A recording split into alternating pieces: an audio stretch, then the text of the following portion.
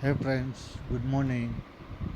In last chapter we studied about supply and law of supply and the concept of supply was clear in last chapter. तो last chapter में हमने supply पढ़ लिया, उससे पहले के चैप्टर में हमने डिमांड पढ़ लिया. अब हमें इस चैप्टर में पढ़ना है cost of production and concept of revenue. तो in economy analysis it's it is mainly important to understand concept of cost and revenue to understand behavior of firm. ये कॉस्ट ऑफ प्रोडक्शन और concept of revenue ये क्यों analyse करना पड़ता है, क्योंकि कोई भी अगर कंपनी है तो उसका बिहेवियर किस डायरेक्शन में है वो जानने के लिए कॉस्ट ऑफ प्रोडक्शन और concept of revenue is very important. As there is a change in quantity of production, there is change in total cost. By cost we come to know the debit side and by revenue we come to know the credit side of the firm. यानी cost में यहाँ पे company को अपना जो पैसा है, जो इन्वेस्टमेंट है वो एक्सपेंस करना पड़ता है, और रेवेन्यू में उनके पास वो पैसा रहता है, वो उनकी क्रेडिट होती है. जबकि जो कॉस्ट होती है, कॉस्ट ऑफ प्रोडक्शन, वो उनकी डेबिट साइड होती है. Concept of revenue and cost determine the normal production level. तो ये क्या हमें समझाते हैं. तो first helps firm to decide price of इस कमोडिटी, कितना एक्सपेंस है, कितना इन्वेस्टमेंट हुआ है, उस हिसाब से जो भी कमोडिटी है उसकी प्राइस जो है वो हम इसकी स्टडी से डिसाइड कर सकते हैं. Provides guidelines to maximise the profit of the firm. यहाँ इसकी स्टडी से हम प्रॉफिट मार्जिन है उसको हाईएस्ट लेवल तक ले जा सकते हैं. Marginal cost is useful to explain maximum profit. Marginal cost जानने से हम जो प्रॉफिट है वो एक्सट्रीम लेवल तक कैसे होता है वो एक्सप्लेन कर सकते हैं. Concept of marginal cost is helpful to understand the behaviour of a firm. जो एवरेज मार्जिनल कॉस्ट होती है उसके थ्रू हम लोग ये जान सकते हैं कि किस हिसाब से ये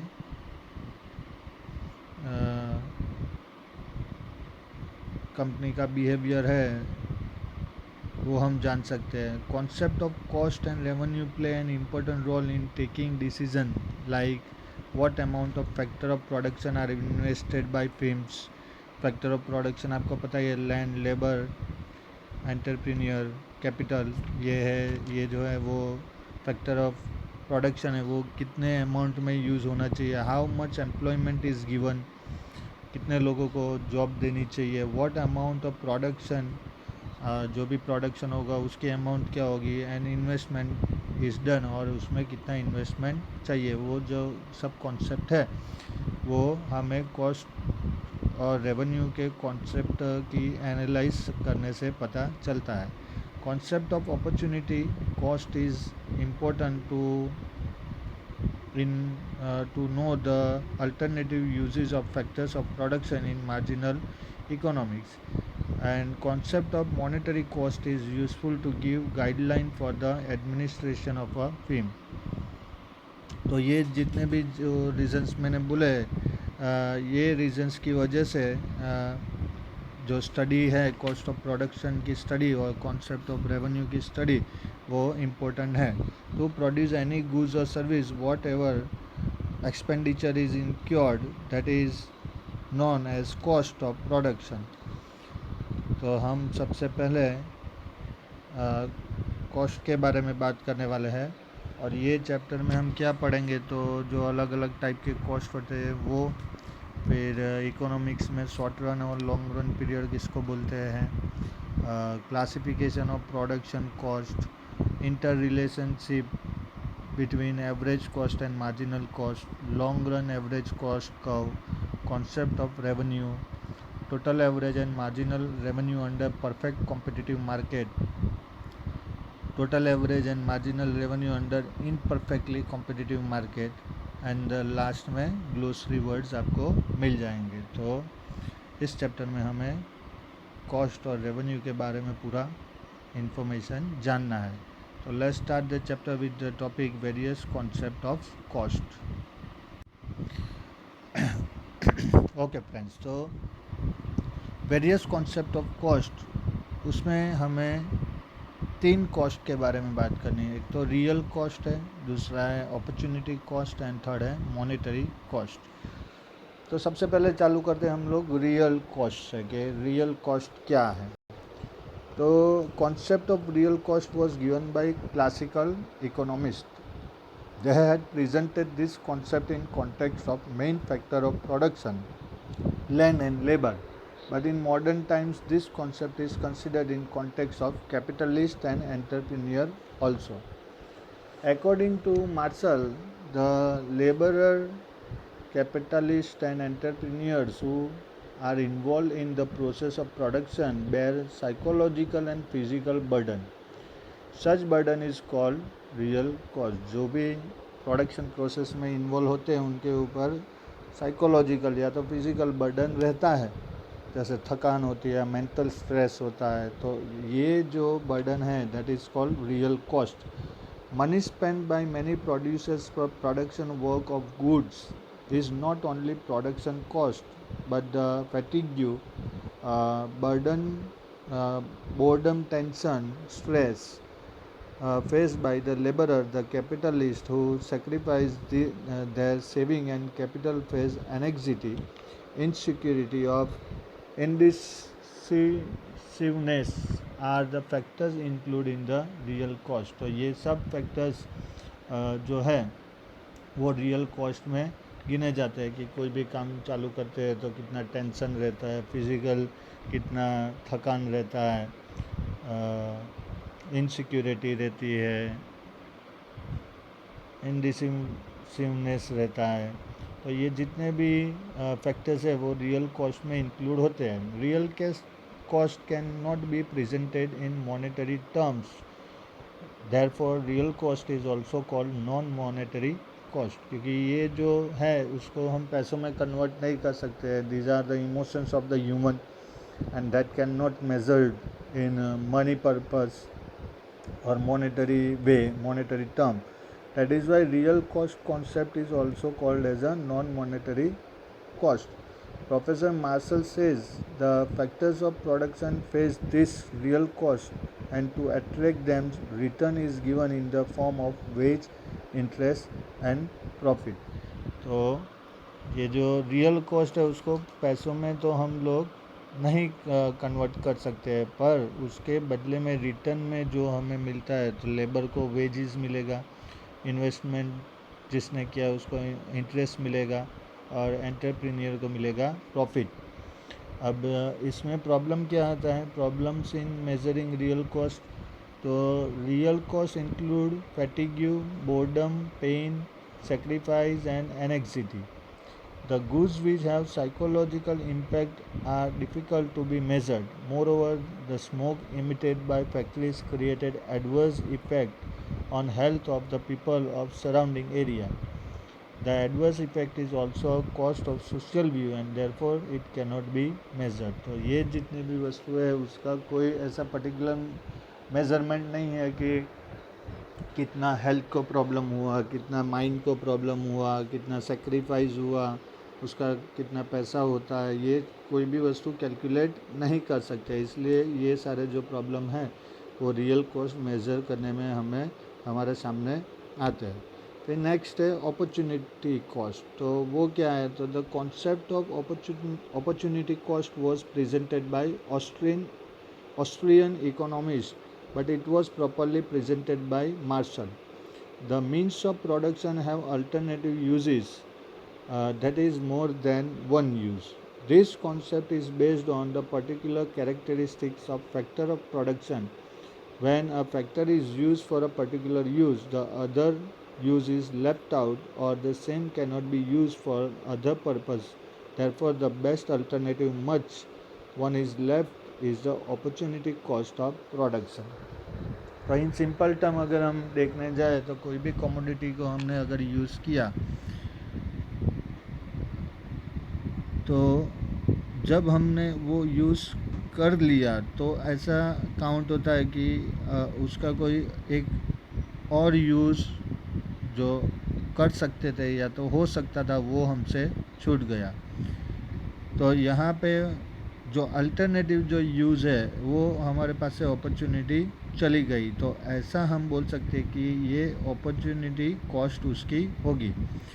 for example, on the field piece of land of wheat is produced, then at the same time on the same piece of land other food grain cannot be produced।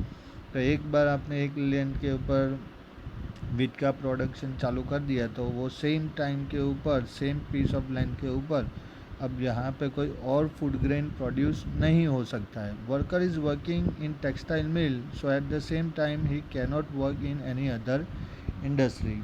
एक बार अगर आपने कहीं पे काम चालू कर दिया तो वही टाइम पे आप दूसरी जगह पे आप काम नहीं कर सकते। This way factor of production have alternative uses. अब अपॉर्चुनिटी कॉस्ट के में क्या प्रॉब्लम आता है, तो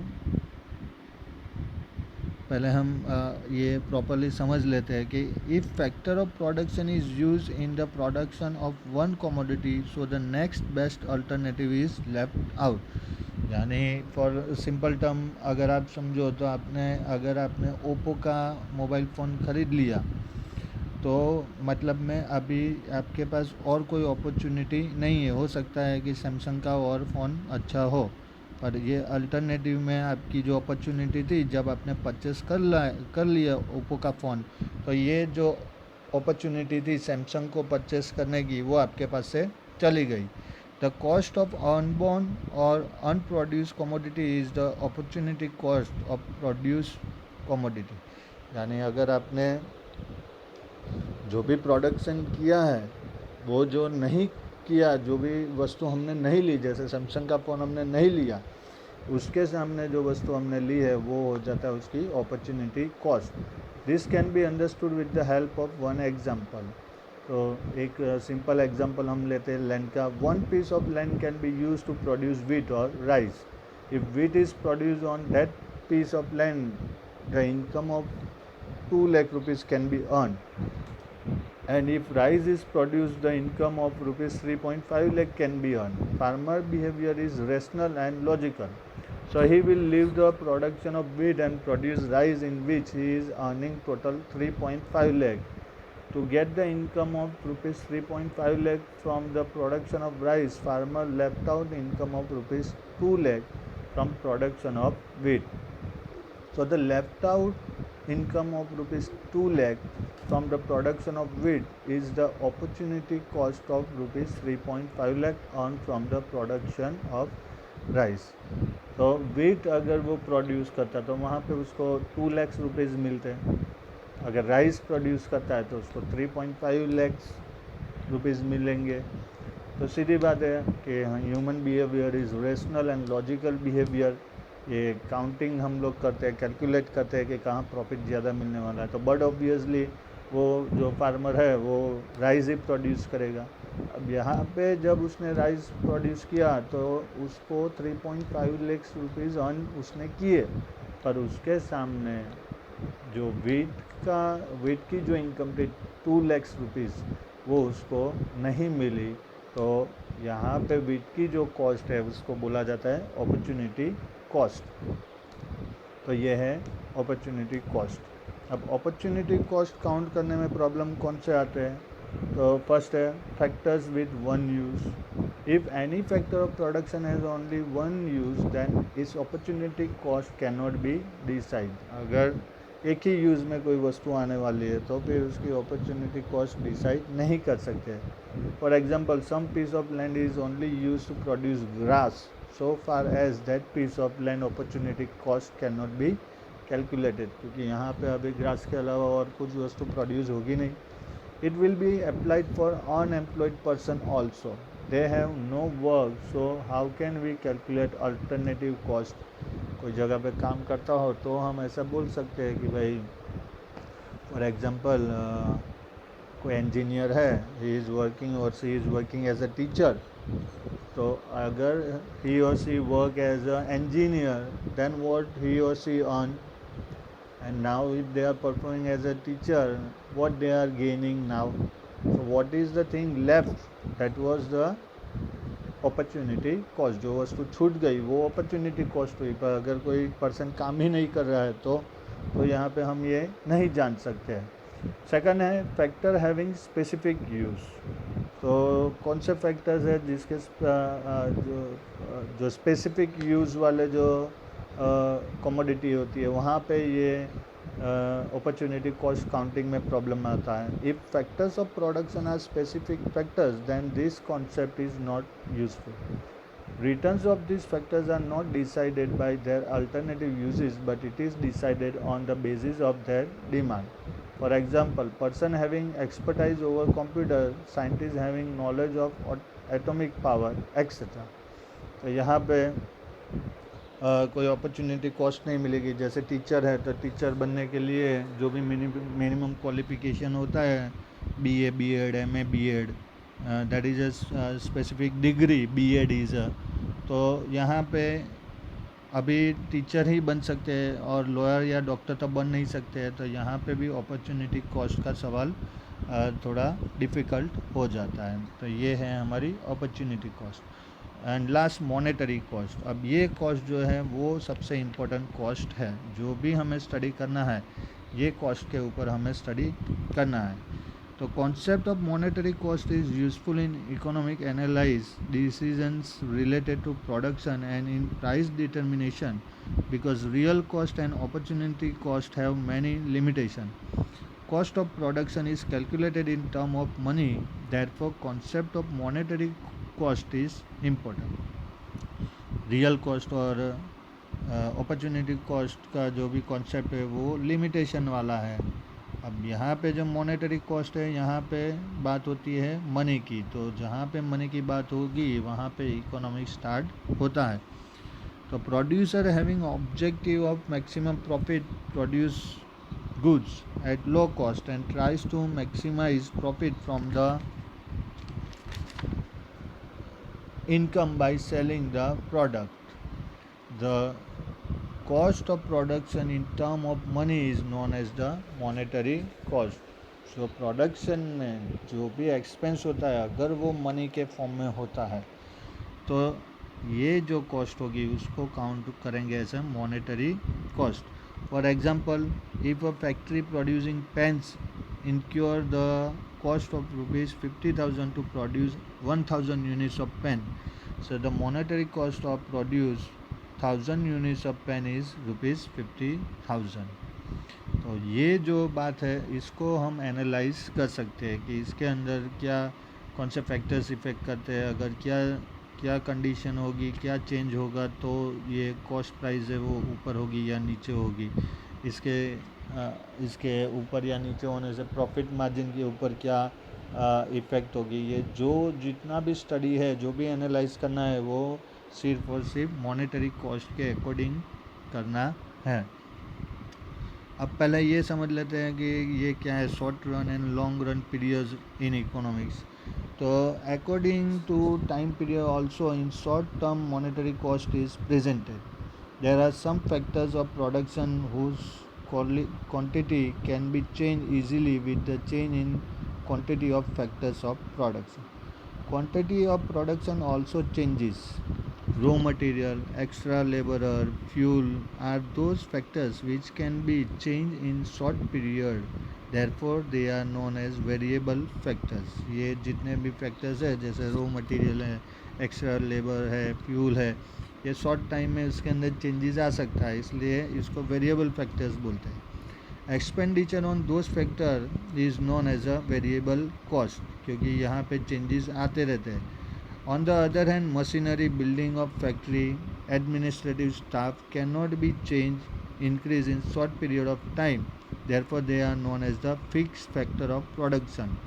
तो जो भी बिल्डिंग है, मशीन हमने लिए है, जो भी एडमिनिस्ट्रेटिव स्टाफ है वो ऐसा तो नहीं है कि कल बदल जाएगा या 1 मंथ में बदल जाएगा. ये लंबे टाइम तक ऐसे के ऐसा ही रहता है, इसमें चेंज नहीं होता. इसलिए इसको बोलते हैं fixed factor of production and cost of such factor is known as the fixed cost of production. उनके पीछे जो भी एक्सपेंस करना है वो फिक्स्ड एक्सपेंस है. जो रेंट है वो भरना ही है हमको. जो मशीन है को ख़रीदनी ही है, हमको जो भी एडमिनिस्ट्रेशन में है उनको सैलरी देनी ही है। तो यहाँ पे ये जितने भी कॉस्ट है वो सब फिक्स कॉस्ट है, इसलिए इसको बोलते हैं फिक्स फैक्टर ऑफ प्रोडक्शन। तो पहले शॉर्ट टर्म वाला देख लेते हैं। जो शॉर्ट टर्म वाला है वो एनालाइज करने के लिए सबसे इम्पोर्टेंट पीरियड है, क्योंकि यहाँ पे बहुत सारे चेंजेस आते हैं। जो लॉन्ग टर्म वाला है वो तो फिक्स ही है कि भाई इतने सालों तक, अभी जैसे कोई फैक्ट्रीज आपने चालू कर दी तो ऐसा तो नहीं है विद इन 1 ईयर आप फैक्ट्री को एक्सपांड करोगे। जब तक आपका प्रॉफिट मार्जिन बढ़ेगा नहीं तब तक आप ऐसा नहीं करोगे। एक मशीन है तो ऐसा नहीं है कि विद इन 1 मंथ आप दूसरा मशीन भी ले आओगे, इन्वेस्टमेंट बढ़ा हो तब। तो यहाँ पे टाइम चाहिए होता है, तो यहाँ पे ऐसा कोई एनालिसिस करने का ज़्यादा प्रॉब्लम नहीं आता है। पर शॉर्ट टर्म पीरियड जो है इकोनॉमी का, that is the main period of analyse the things. A short term is such a period in which a producer cannot change the size of film but can increase production by use of factors of production capacity. Short term is such a time period in which certain factors of production are fixed. For example, plant, heavy machinery, building of a factory, etc. With the increase of or decrease of variable factors like raw material, labor, electricity, etc., production can be increased or decreased.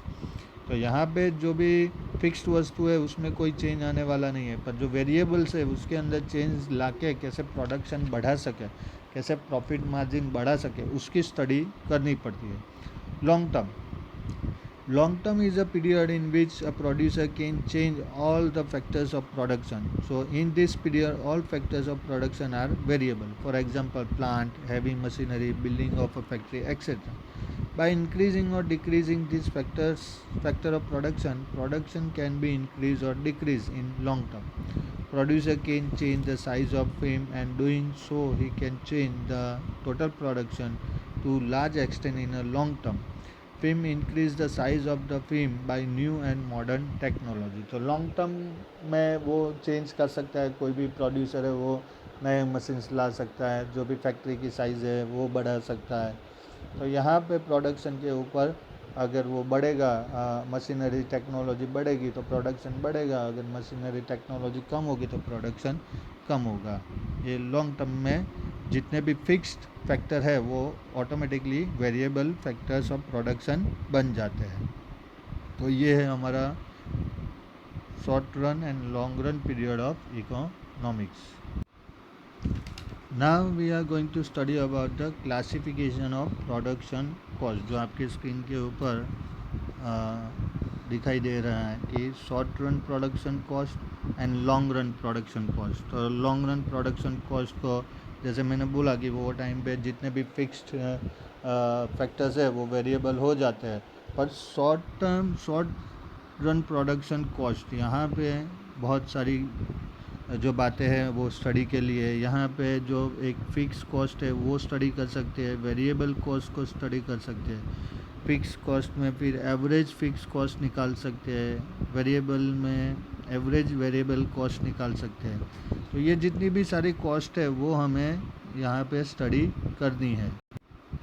तो सबसे पहले study करते हैं हम लोग fix cost की। जितनी भी फिक्स्ड वस्तु है जो हमें प्रोडक्शन बढ़े या कम हो, वहाँ पे जो कॉस्ट है वो एज इट इज़ ही रहेगी, कॉस्ट के ऊपर उसका कोई भी इफ़ेक्ट होने वाला नहीं है। जो भी रेंट हमें बिल्डिंग का देना है वो सेम टू सेम रहेगा, जो सैलराइड फिक्स पर्सन है, एडमिनिस्ट्रेटिव स्टाफ है, उसको जो देना है वो भी फिक्स रहेगा।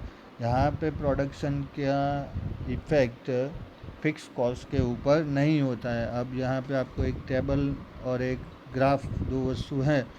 तो फर्स्ट में यहाँ पे दिखे हैं यूनिट ऑफ आउटपुट। तो यहाँ पे ये वाला जो कॉलम है ये है यूनिट ऑफ आउटपुट, और यहाँ पे कॉस्ट है जो 100 ही है, यानी यूनिट 0 होता है तो भी फ़िक्स कॉस्ट 100 होती है, यूनिट 10 हुआ तो भी फ़िक्स कॉस्ट 100 ही है, जब आउटपुट 20 यूनिट हुआ तो भी 100, आउटपुट 50 हुआ तो भी 100। तो ये हमें डायग्राम से क्लियर पता चल जाता है कि यहाँ पे है टोटल फिक्स कॉस्ट, ये यहाँ पे कोई फ़र्क नहीं पड़ता है, जबकि यहाँ पे प्रोडक्शन के ऊपर फ़र्क पड़ रहा है, प्रोडक्शन बढ़ता जाता है, पर फिक्स कॉस्ट जो है वो एज इट इज़ है। तो in short period either production increases, decreases or remains zero. There is no change in production cost. That type of cost is known as a fixed cost. Fixed cost is also known as the overhead cost. In short period, there is no relation between fixed cost and quantity of production. Following things are included in the fixed cost. For example, permanent staff salary, rent of factory, building house property tax, license fee, interest on capital, premium of insurance, etc. So in schedule it is shown that production of pen is either 0 or 10, 20, 30, 40, 50. With the increase in units of production, cost remain the same 100 rupees. यहाँ पे ये जो है वो 100 rupees ही हमें दिखाई दे रहा है। यहाँ पे यूनिट्स सब बढ़ते जा रहे हैं। This type of cost is known as total fixed cost. Here production unit changes but cost does not change, therefore it is known as the total fixed cost. अब डायग्राम थ्रू आपको पूरा पता चल ही गया है कि ये किस तरफ से होता है। तो ये हो गया हमारा फिक्स कॉस्ट। यहाँ पे प्रोडक्शन के साथ कोई लेना देना नहीं है, प्रोडक्शन हो या प्रोडक्शन नहीं हो, यहाँ पे जो एक्सपेंस है वो तो जो एक्सपेंस करना है वो तो करना ही पड़ेगा। तो ये होता है फिक्स्ड कॉस्ट। अब नेक्स्ट है वेरिएबल कॉस्ट। यहाँ पे क्या होगा कि जैसे ही ये आउटपुट्स बढ़ते जाएंगे वैसे वैसे यहाँ पे वेरिएबल कॉस्ट में भी चेंज आपको दिखेगा। जितना आउटपुट होगा उतना ही एग्जैक्टली चेंज नहीं होगा, पर जितना आउटपुट बढ़ेगा उतना वेरिएबल कॉस्ट के ऊपर वो इफ़ेक्ट करता है। तो when cost incurred on variable factor by producer is called variable cost. In short term, with the change in quantity of production, cost also changes with the increase in production. Cost also increases and with the decrease in production. Cost also decreases and if production is zero then cost is also zero. तो जिस हिसाब से production बढ़ेगा वैसे वैसे variable cost बढ़ेगी। Production zero होगा तो वेरिएबल कॉस्ट भी ज़ीरो हो जाएगी। प्रोडक्शन कम होगा तो वेरिएबल कॉस्ट भी कम होगी। For example, price of raw material, energy consumption, transportation expenditure, labour wages, tax on product and sale tax etcetera. As production increase, this cost also increase. Therefore, this is known as variable cost. यहाँ पे पूरा depend है production के ऊपर कि अगर production बढ़ेगा, यहाँ पे आप देखेंगे कि ये प्रोडक्ट बढ़ रहा है तो उसके साथ में ये वाली कॉस्ट भी बढ़ रही है। यहाँ पे देखिए कि जब 50 यूनिट हुआ तो उसके सामने जो प्राइस है वो क्या हो रही है 390, यह हमें यहाँ पे दिखाई दे रहा है। तो जैसे जैसे प्रोडक्शन बढ़ेगा वैसे वैसे वेरिएबल कॉस्ट भी बढ़ेगी। When production is zero, variable cost is zero, but as production increase, variable cost also increase.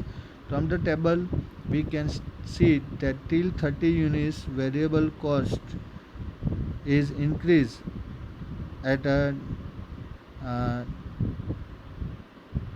diminishing rate because increased returns to scale is applicable. After 30 units, decreasing return to scale is applicable due to that variable cost is increasing at increasing rate. तो table को ध्यान से देखेंगे तो 10 unit के ऊपर variable cost हो जाती है 80। तो 20 यूनिट जो होता है तो वो होती है 150। अगर यहाँ पे यूनिट डबल हुए पर यहाँ पे आप देखो कि यूनिट 10 से 20 हुए तो यहाँ पे 80 का डबल 160 होना चाहिए, पर वो है 150। फिर 30 हुए 20 से 30 तो यहाँ पे होना चाहिए 240, पर वो हो गया ओनली 210। फिर 40 के बाद देखिए कि यहाँ पे 40 तो ये हो जाता है 290, जबकि होना चाहिए था 320। फिर 50 तो यहाँ पे होना चाहिए था 4, यहाँ पे 400 320 होना चाहिए, उसके बदले यहाँ पे 290 हुआ। फिर यहाँ पे 400 होना चाहिए, उसके बदले यहाँ पे हो गया 390। तो जैसे जैसे प्रोडक्शन आगे बढ़ेगा तो एक लेवल तक वेरिएबल कॉस्ट में डिफरेंस आएगा। फिर जैसे टाइम आगे बढ़ेगा तो वो जो डिफरेंस है वो एक लेवल के बाद थोड़ा सा कम हो जाता है, जो यहाँ पे दिख रहा है कि 8 2 16 होना चाहिए, तो 160 होना चाहिए, पर यहाँ पे 150 हुआ। 8 3 24 240 होना चाहिए, पर 210 हुआ।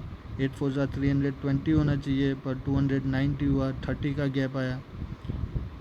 और 8 5 40 होना चाहिए, उसके बदले यहाँ 390 हुआ। तो यहाँ पे जो डिफरेंस है वो 10 का ही रहा, यहाँ पे 30 का था। तो ये जो बोलते हैं वो बोलते हैं कि variable cost is increasing at increasing rate. अब ग्राफ के थ्रू भी आपको पता चल गया है, एक्स एक्सिस के ऊपर आउटपुट यूनिट्स है, वाई के ऊपर टोटल वेरिएबल कॉस्ट है। जैसे जैसे यूनिट बढ़ता है वैसे वैसे वेरिएबल कॉस्ट बढ़ती जाती है। ऊपर से नीचे देखेंगे तो जैसे जैसे यूनिट घटता है वेरिएबल कॉस्ट घटती जाती है। तो ये है हमारा कॉन्सेप्ट ऑफ वेरिएबल कॉस्ट। अब हमें बात करनी है टोटल कॉस्ट की। तो टोटल कॉस्ट क्या है? तो total fix cost plus total variable cost, ये दोनों का जो टोटल होता है वो अपने आप हो जाता है टोटल कॉस्ट। तो यहाँ पे फर्स्ट में प्रोडक्शन यूनिट आपको दिखाए गए हैं यहाँ पे, ये वाली कॉलम में। फिर यहाँ पे टोटल फिक्स कॉस्ट है, यहाँ पे टोटल वेरिएबल कॉस्ट है, और ये टोटल कॉस्ट है। तो टोटल फिक्स कॉस्ट और टोटल वेरिएबल कॉस्ट को प्लस करेंगे तो वहाँ पे हमें मिल जाता है टोटल कॉस्ट। तो ये उसका डायग्राम भी है। यहाँ पे टोटल फिक्स कॉस्ट में जो वो तो फिक्स ही है, टोटल फिक्स कॉस्ट तो 100 ही है। वेरिएबल कॉस्ट में वो बढ़ता जाता है टोटल वेरिएबल कॉस्ट का। तो ये यहाँ पे हमें मिलता है total fix cost. There is a cost effect relationship between total production and total cost. If total production is more, then the total cost is also more. Sum of total fixed cost and total variable cost is equal to total cost. TC is equal to TFC plus TVC. With the increase in production, fixed cost remain fixed but variable cost increase. Total cost increase as increase in amount of variable cost, क्योंकि यहाँ पे fix cost में कोई फ़र्क नहीं हो रहा है।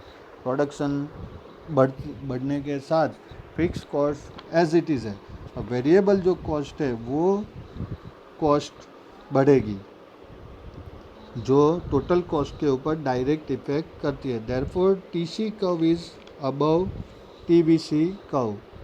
ये टोटल कॉस्ट का कर्व जो है वो हमने यहाँ ऊपर रखा है, उसका रीज़न ही यही है कि ये कर्व इसके ऊपर इफ़ेक्ट करता है, total variable cost total cost के ऊपर इफ़ेक्ट करता है, इसके लिए वो कर्व ऊपर है। Note that the difference between TC and TVC is constant because of which total cost and total variable cost are parallel to each other. We can see in diagram, ये दोनों parallel जा रही है, इसलिए इनके बीच का जो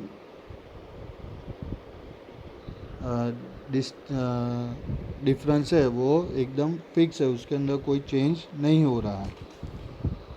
तो डायग्राम में भी आपको पता चलेगा कि x axis production and x axis के ऊपर हमने प्रोडक्शन लिया है, वाई एक्सिस के ऊपर हमने कॉस्ट ली है, is shown with the increase in production. There is no change in fixed cost but variable cost increases.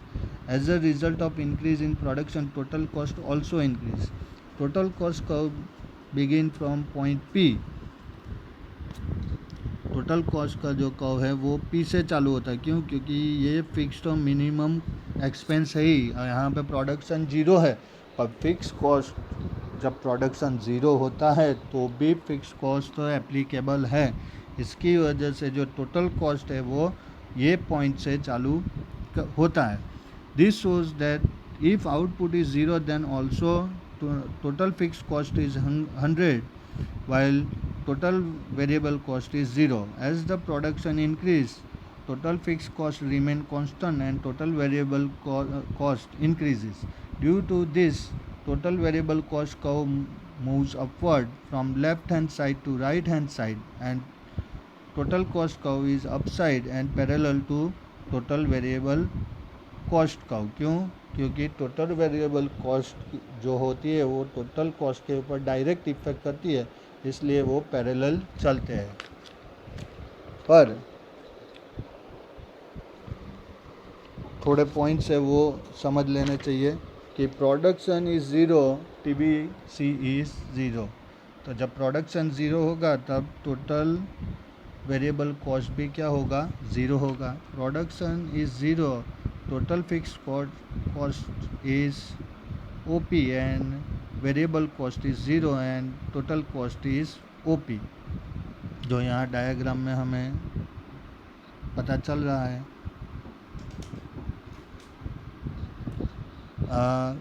Production is OQ, ये OQ यहाँ से यहाँ तक OQ1, then TFC is QB,